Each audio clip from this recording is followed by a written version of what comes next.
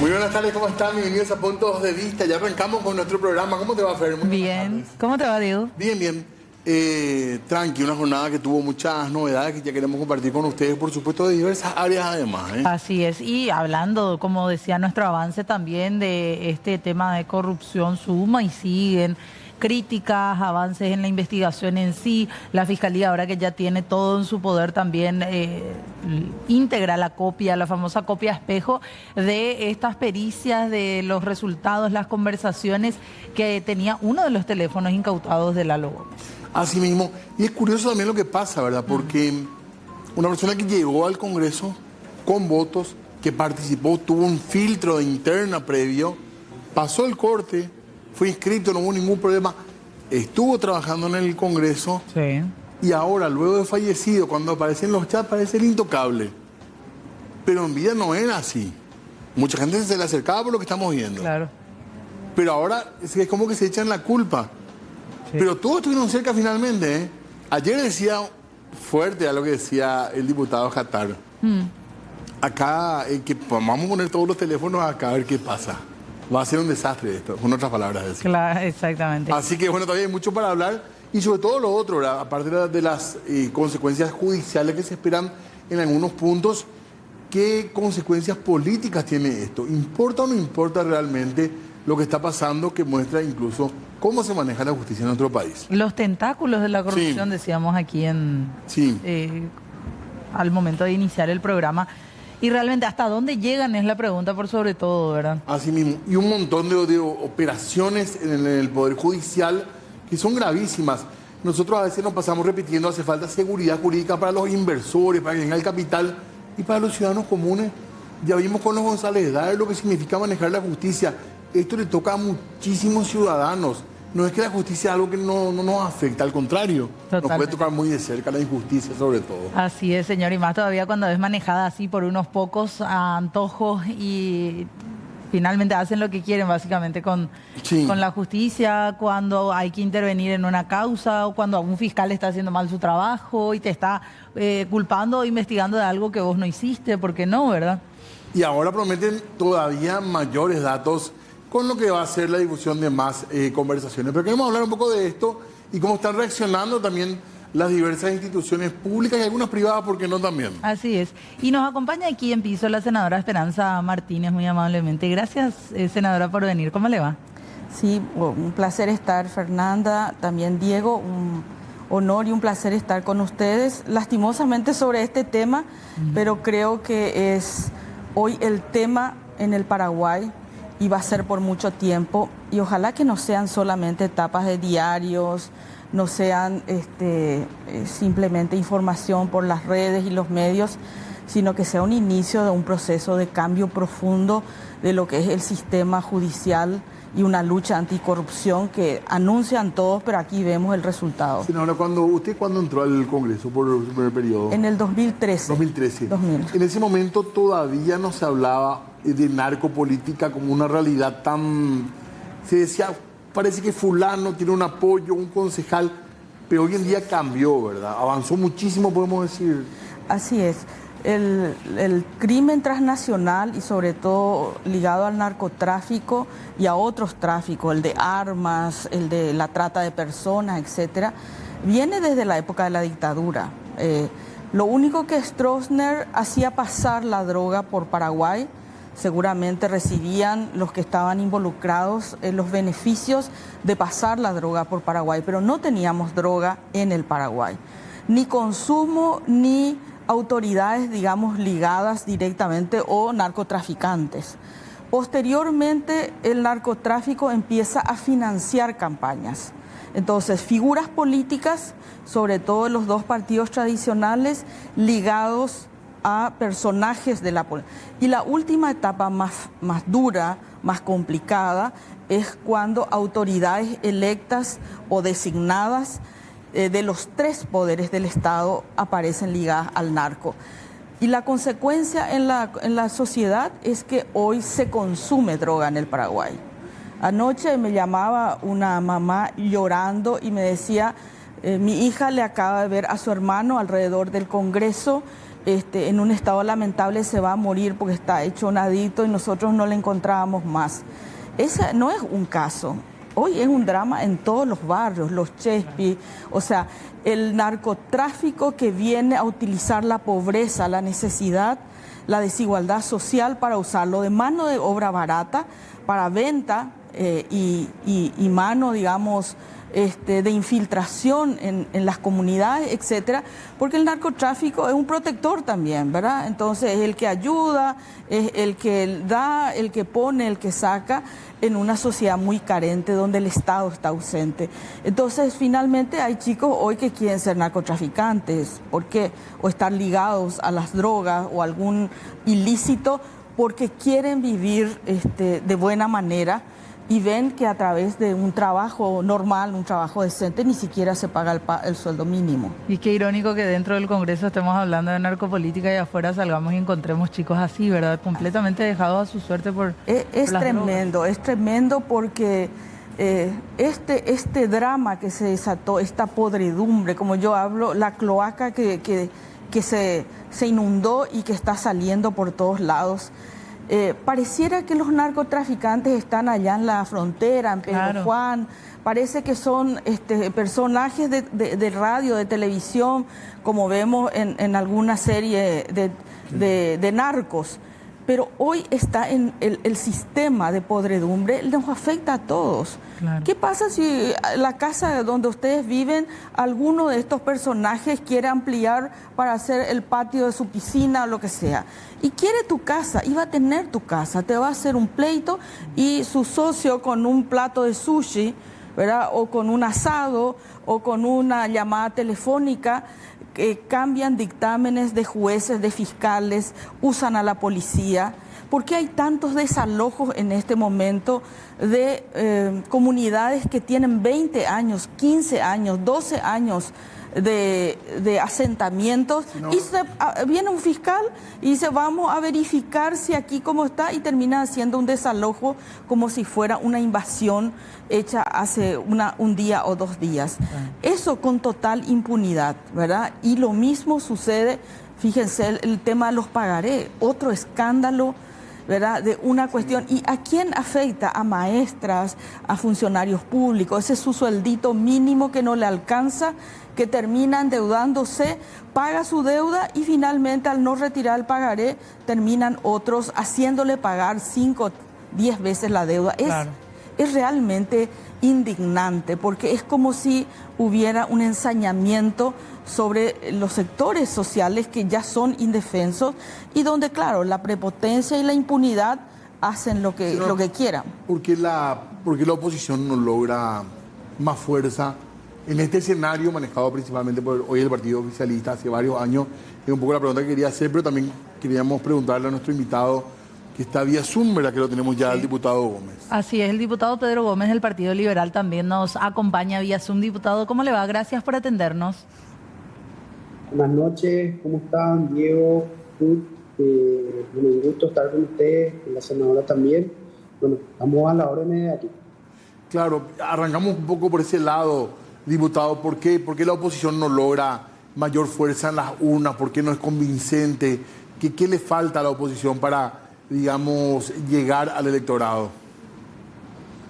Bueno, yo creo que nuestra principal debilidad es la posibilidad de unir toda nuestra fuerza, ¿verdad? Se vio reflejado en estas últimas elecciones que Santiago Peña hoy no es el presidente de la mayoría. Y lastimosamente muchas veces los egos personales de varios actores políticos ya en su momento que no nos dan esa posibilidad de realmente presentar un candidato, la unificación de no solamente un candidato momentáneo, sino realmente una posibilidad de ejercer el gobierno con propuestas, diciéndole a la gente cómo realmente la oposición puede gobernar con todo esto que pasa.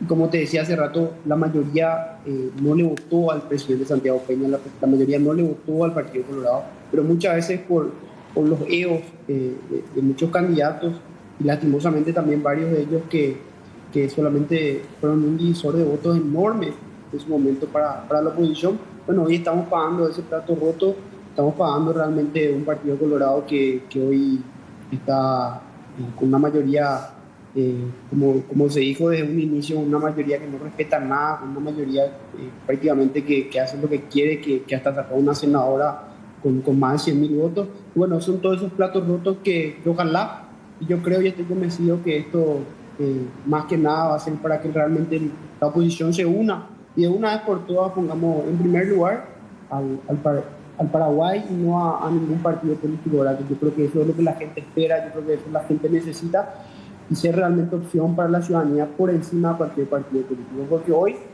con este país en terapia intensiva, por llamarlo de alguna manera, realmente tenemos que dejar todos nuestros ojos atrás y realmente presentar un proyecto que realmente pueda dar una opción a la ciudadanía. Senadora, y en el caso de usted, ¿qué opina? Bueno, yo creo que hay errores que son propios de la oposición y cuestiones materiales concretas del modelo eleccionario que se construyó en 70 años en el Paraguay. De parte de la oposición, el problema más importante es la fragmentación, la dificultad para construir alianzas realmente potentes, unitarias, y a lo mejor también encontrar los liderazgos correspondientes para llevar adelante. Las figuras, sí, senador. Las figuras que permitan, digamos, aglutinar a diferentes sectores, quién puede liderar, digamos, sobre varios liderazgos, que suele suceder. A veces por eso existen los outsiders que vienen dentro de coaliciones para, digamos, poner de alguna manera articulación donde hay tantas diferencias.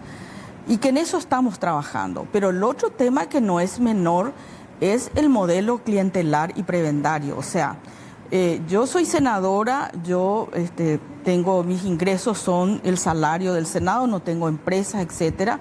Hoy tengo que hacer la campaña política y lo hago con los ingresos de mi familia, de mis amigos, de personas adherentes a la propuesta que yo lidero. Y tengo que competir con colegas del Partido Colorado, sobre todo, que por supuesto tienen funcionarios públicos, toda su familia. Hay familias que ganan, 500 millones al mes, solamente mamá, papá, tía, hermanos, etcétera. Operadores políticos en todos los ministerios y en todos los niveles del Estado paraguayo. O sea, puedo usar la ambulancia, puedo usar los medicamentos, puedo usar el Tecoponá, puedo usar porque es un sistema prebendario de coacción y de premio. Y de captación de votos. Claro, vos querés ser, hay gente que te dice, vos te vas a buscar un beneficio del Estado que te corresponde por derecho y te dice, tráeme tu afiliación y trae 20 afiliaciones más, como me dijo una persona en un asentamiento. Eso sí para inscribir una comisión vecinal en un municipio de un partido tradicional, se va y le dice, no, para reconocerle tenés que traerme tu afiliación al partido del intendente y tenés que traerme 20 más. Entonces, o sea, ¿cómo hacemos? ¿Cómo yo voy a convencerle cuando la gente está llena de necesidades? La gente no tiene salud, no tiene educación, no tiene un empleo formal, no tiene aguinaldo, no tiene IPS. La gente está con muchas necesidades materiales. ¿Y quién le resuelve esas necesidades materiales? Y el Partido Colorado metiendo la mano en la lata, robando, haciendo corrupción y encima tomando los bienes públicos que son de derechos de la gente como un favor político. A vos te doy, pero vos... Y entonces, ¿qué dice la gente? Bueno, finalmente ellos son los que me solucionaron, porque en realidad se va construyendo una cultura que la salud, la educación te tiene que regalar un político de turno. No, eso es un derecho. Uno tiene que irse a una escuela, a un hospital, a donde sea, que sea público, y tenemos que ser atendidos como ciudadanos paraguayos. No importa qué pensamos, si votamos en contra de esa autoridad, el derecho constitucional es de todo. Y eso cuesta mucho porque construimos este modelo 70 años. O sea, es una rosca corrupta, es una rosca cerrada. Miren las cifras electorales del Partido Colorado. Es el 35, el 36, el 38%. Y no es la mayoría del país. La oposición no puede... Y miren cuántos funcionarios públicos hay y calculen los funcionarios públicos por 5 familiares. Ese es el voto cautivo. Ese es, por eso Santiago Peña en su campaña dice que no se hagan del guapito, no miren el título que ustedes tienen colgado ahí. Ustedes están allí por el Partido Colorado. ¿Cómo reaccionó ante esta crisis con la convocatoria? ¿Fue su única reacción? ¿Cómo evalúas eso, senador? Yo creo que esto va a ir creciendo. Yo creo que en este momento la indignación ciudadana está creciendo. Yo creo que marzo va a ser un mes de movilizaciones más allá de la movilización que tradicionalmente hace Paraguay-Pajuná hace 30 años. El 25 hay una movilización de sectores sociales, muchos ligados al tema de los adultos mayores, por el tema del reclamo sobre los montos, sobre los muertos, sobre las listas, etcétera. Y otros sectores sociales que piden otros reclamos. También desde los partidos de oposición estamos tratando de organizar una marcha que se va a definir el día y tratar de hacer convocatorias, porque todo tiene su comienzo, como me escuché a alguien en estos días decir, cuando nació el cristianismo eran 12 apóstoles y hoy son millones en el mundo, ¿verdad? O sea, que seamos hoy poco no quiere decir que no podamos ser millones, no podamos ser muchos. Y esto es un proceso de romper el miedo, porque yo me voy a ir a la manifestación, pero mi mamá es funcionaria pública y tiene amenazas, y yo tengo la beca de Itaipú y vos tenés el tecoponá de tu abuelo. Entonces no es que es una ciudadanía libre. Claro. De actuar. Pero somos todos, estamos en libertad condicional. ¿Y el Ejecutivo va a reaccionar en la misma línea eventualmente de esa ciudadanía? Yo creo que el Ejecutivo, lastimosamente el presidente de la República es un presidente cautivo. Y cuando un presidente de la República no tiene la lapicera, cuando él no toma las decisiones, cuando él no es el que conduce el país, las cosas nunca van a funcionar bien. No se puede hacer algo con dos cabezas. No podemos acá, Diego y yo, tener acá, haciendo simulación acá. ¿Dónde vamos a ir? Yo quiero ir acá y yo quiero ir acá. Y entonces tenemos dos cabezas, quieren ir a dos lados diferentes y comienza el problema. Tiene que haber firmeza en el presidente. Y esta es la prueba de fuego de Santiago Peña. ¿Y hasta ahora cómo fue su reacción? Claro, 10, 15 días... no le echó al de CEPRELAP, no le echó al de la institución esta de inteligencia. A Liliana. A Liliana, no le echó a Marcos. El fiscal general del Estado no abrió una carpeta fiscal en todo este tiempo. Hoy tenía que estar, no fue, hoy tiene que estar el juez legal, no fue tampoco. Vamos a hablar de eso en un ratito, porque tenemos también al diputado Gómez ahí, a la senadora aquí, así que hay una charla todavía que tenemos pendiente. Así es, pausa, ya volvemos. Seguimos en Puntos de Vista, lo tenemos al diputado Pedro Gómez en línea, la tenemos a la senadora Esperanza Martínez acá en piso, para charlar de política y las reacciones que está teniendo el Ejecutivo ante esta crisis política que se da. Así es, queremos consultarle, voy primeramente con el diputado Gómez. ¿Qué le pareció? Hoy finalmente no se presentaron ni el juez Osmar Legal. Él alude a cuestiones que netamente no puede ir a rendir cuentas ante el Congreso con su cargo de juez, y en el caso del fiscal general, que también se excusó de ir. Bueno, realmente lamento enormemente la ausencia de ambos. Creo que si bien constitucionalmente es así como ellos manifestaban, esto fue en carácter de una invitación que por sobre todo es necesaria para darle tranquilidad a la ciudadanía. Yo creo que la inacción por parte del fiscal general, en este caso, está generando una zozobra enorme.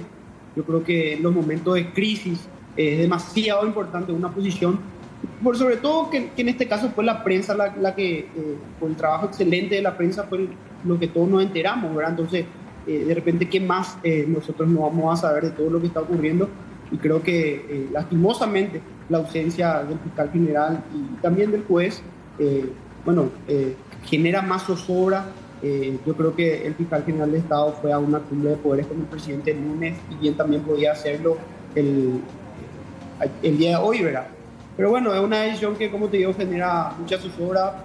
Creo que el presidente de la República también, en sus decisiones demasiado tibias. Yo creo que este era el momento un poco de dar realmente señales de que en este país ya no podemos seguir tolerando la corrupción. Una corrupción que no solamente está en la justicia, creo que la justicia hoy es la madre, por así decirlo, lastimosamente, pero una corrupción que está realmente impregnada en todos los estamentos de este país. En un país donde la gente día a día sufre eso, donde no tenemos una salud pública de calidad, donde nuestro transporte público es una vergüenza, donde seguimos esperando realmente esa presentación de una reforma del transporte público que habían prometido el año pasado. Y bueno, todos estos acontecimientos y realmente lo de hoy, la ausencia del fiscal general del Estado y el juez, que hoy es el tema más importante, lastimosamente solamente realmente causan dolor a una ciudadanía que pide a gritos respuesta. Y una vez más el presidente Santiago Peña, como ya lo manifestaba, con sus reacciones demasiado tibias que no dan tranquilidad a la ciudadanía. ¿No alcanza lo de la cumbre, diputado?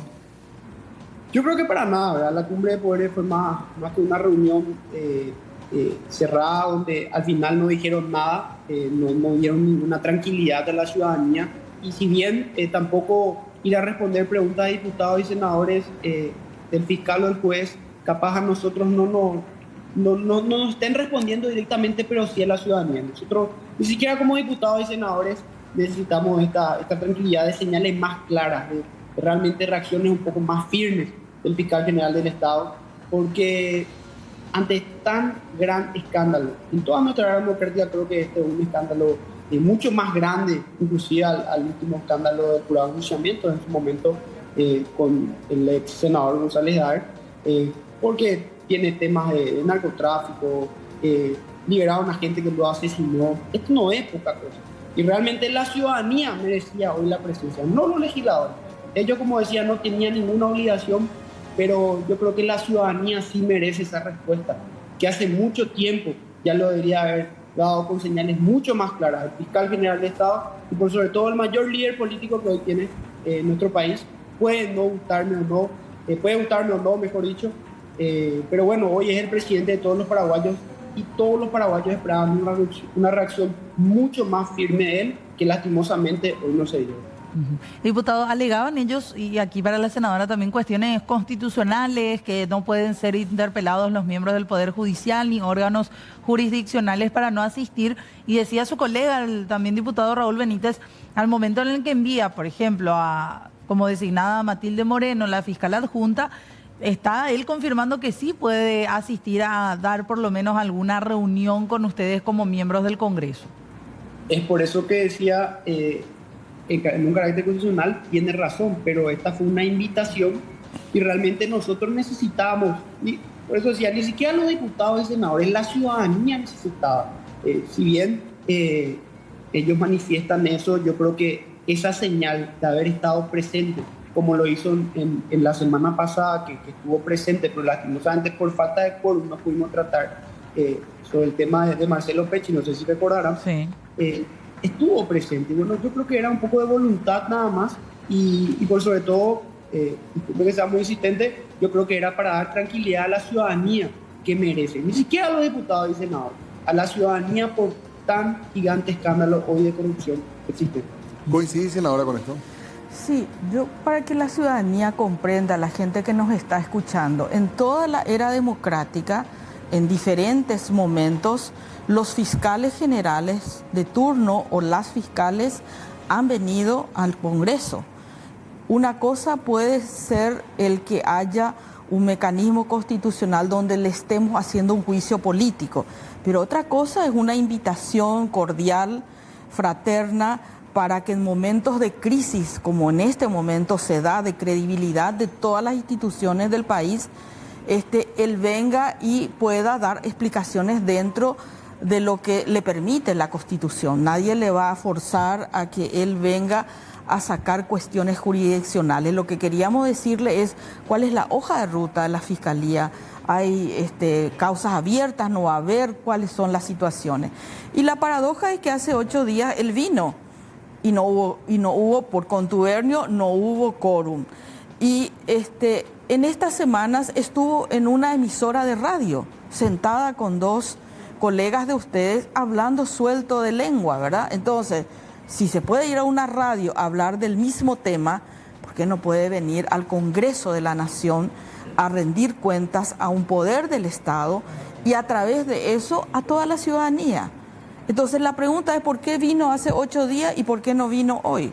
No es por no querer, no sé, Claro, embarrar entonces la cancha lo con una de cuestión tratar de decir que es inconstitucional, hasta lo del juez legal, hasta podemos interpretar porque sí tiene acciones jurisdiccionales, pero él maneja la política institucional. Él no está siendo juez y parte de casos concretos que están en la jurisdicción. Y ha venido, él mismo ha estado en otras ocasiones con el caso Pecci. Entonces, hoy es inconstitucional, en las otras ocasiones no fue inconstitucional. Claro. Lo que pasa es que hoy no sabe qué decir. Ese es el problema. ¿Ese es el motivo, usted cree? Ese es el problema. No sabe qué decir, no sabe cómo explicar. No tiene una explicación clara.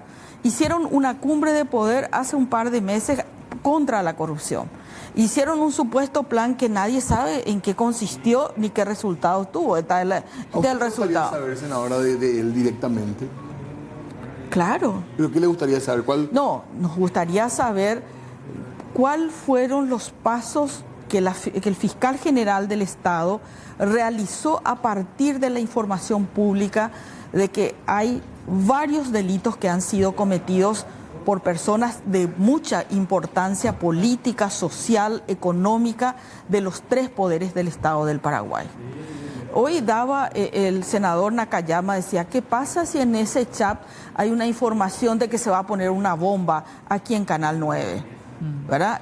¿Qué va a pasar con esa información? ¿Van a llamar al grupo de la policía, a los antibombas, etcétera? ¿Van a venir, van a desalojar y van a actuar? ¿Lo va a decir, no, se hizo por el trámite del juzgado? No, hay un riesgo potencial. Y acá hay un riesgo potencial que todas las personas que aparecen en esos chats hoy estén destruyendo las evidencias de sus teléfonos. ¿Cuándo le van a pedir los teléfonos a todas esas personas? Claro. ¿Por qué no se abrieron causas? ¿Por qué no se actuó institucionalmente? Pasaron 10 días y resulta que ahora estamos discutiendo si se hizo por el trámite correspondiente y ya anuncia todo el sector de protección de estos narcotraficantes y sus abogados que esto va a ser impugnado. Claro. Entonces es como una crónica de una impunidad anunciada. Ellos, se dio el escándalo, no pudieron tapar porque cayó en manos de la prensa, que por suerte ha caído en manos de la prensa, o si no, no nos hubiéramos enterado. Pero hoy no saben cómo armar esto y lo único que tienen que hacer es que nos cansemos de la tapa de diarios, que se deje de hablar del tema, el proceso sea largo y allá dentro de 2 años están todos sobreseídos porque, no sé, el artículo, el inciso o lo que vos quieras no te vino bien y sabes que te tuvimos que dejar libre. Como hay miles de corruptos en este país que están en su casa libres o absueltos de esta justicia que está vendida de manera descarada. Porque cuando uno mira los chats, no es que hay una transacción, se hacía de la manera más burda, más cotidiana, por un vaso de whisky, con un sushi, con una, o sea, como algo cotidiano, ¿verdad? Yo levanto la mano y digo, sacarle a ese fiscal, ponerle al otro, destruirle. Acá ha habido asesinatos de fiscales, asesinatos del director de la cárcel, asesinatos, y uno hace la lista de chat y encuentra perfectamente perfectamente un episodio de serie de Netflix sobre narcos. Totalmente. ¿Verdad? Solamente cambian el nombre de los actores. La muerte de Lalo, senadora. Yo creo que fue en realidad una quema de archivos. Lastimosamente, no sé por qué se olvidaron de los teléfonos, pero evidentemente Lalo era un hombre poderoso de alto tráfico de influencias, lo que fue González Daer en su momento, con la diferencia que González era momento en que la corrupción estaba ligada a los negocios del Estado y la usura, pero este señor está ligado a lo más alto del crimen transnacional, del narcotráfico. Acá hay tráfico de armas, acá hay tráfico de personas, aquí hay lavado de dinero, aquí hay contrabando, aquí hay ilícitos de alto vuelo, mucha violencia, mucho crimen organizado y por supuesto eso necesita de un sistema judicial que esté arrodillado ante ellos. Totalmente. Diputado Pedro Gómez, antes de que se cierre nada más también la reunión de Zoom que estamos teniendo con él, queremos hacer un cierre también con usted. No sé si tiene alguna expectativa o coincide aquí con lo que estaba diciendo la senadora acerca del trabajo que le espera a la Fiscalía y la expectativa por sobre todo que tiene. No, coincido totalmente, como manifestaba en mi locución anterior. Yo creo que la Fiscalía debe dar urgentemente señales para la ciudadanía, ni siquiera para el sector político. Yo creo que realmente la zozobra que está causando todo esto, creo que Paraguay, lastimosamente vemos todos los análisis internacionales que hoy existen. Estamos en Sudamérica como el segundo país más corrupto. Entonces es preocupante y desde acá, y creo que coincidimos con eso con la senadora, de que este escándalo no puede quedar así, un escándalo de tamaña magnitud, incluido con el narcotráfico, que era un secreto a voces en Amambay, pero que hoy destapa todo este tema tan corrupto, una justicia que realmente era Vox Populi, que se manejaba así, pero hoy se desnuda de una manera vergonzosa. Y por sobre todo hoy el fiscal general del Estado tiene esa responsabilidad de dar a la ciudadanía tranquilidad, el presidente de la República, de tomar decisiones sin que le tiemble el pulso, sin que sus amigos del pincho se enojen. Así que esperamos realmente que este país en algún momento tenga esa tranquilidad que merece. Así que agradecido por la invitación, lastimosamente no pudimos estar ahí presentes, pero bueno, un gusto compartir con ustedes, Fernanda y Diego, y también con la senadora Esperanza Martínez. Muy amable. Gracias, diputado. Senadora, para ir cerrando también desde su parte. No, agradecerle también la participación al diputado. Y yo creo que acá ante tanta desesperanza, creo que tenemos que entender también que la crisis puede ser una oportunidad, justamente para que la ciudadanía comience a despertarse, comience a salir del miedo, de la intimidación y gradualmente se vaya construyendo una mayoría en el Paraguay decente, porque mucha gente en el Paraguay se levanta a las 5, las 6, las 3 de la mañana para trabajar todo el día y tratar de llevar el pan a su familia en condiciones muy precarias, pero sigue siendo honrada, sigue siendo decente, sigue inculcándole a sus hijos, a su familia, de que tenemos que hacer algo por este país, que tenemos que contribuir a que sean honestos, a que estudien, a que trabajen.